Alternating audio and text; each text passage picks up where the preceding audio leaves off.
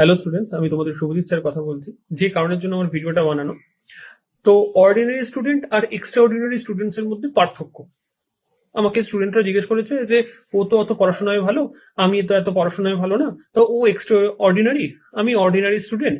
তো আহ, তুমি এটাকে কি করে ক্ল্যারিফাই করবে? তো আমি ওকে জিজ্ঞেস করলাম, অর্ডিনারি আর এক্সট্রা অর্ডিনারির মধ্যে পার্থক্য জিনিসটা কি জানিস? এক্স এর, ই এক্স, নট এক্স। তো এই এক্সটা কেন লাগে জানিস?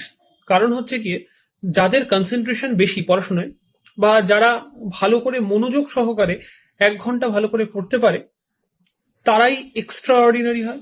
আর যারা কনসেন্ট্রেশন না দিয়ে ওই পড়ার সময় এদিক ওদিক তাকালো, কিছু চিন্তা করলো, এই বন্ধু কি বললো, এই আমাকে আজকে এটা পাবজি খেলতে হবে বা ফ্রি ফায়ার খেলতে হবে, এর ফলে কি হচ্ছে, ওদের যে প্রোডাক্টিভ টাইম, সেই প্রোডাক্টিভ টাইমে যে কনসেন্ট্রেশনটা দরকার, সেই কনসেন্ট্রেশনটাই হারিয়ে যাচ্ছে।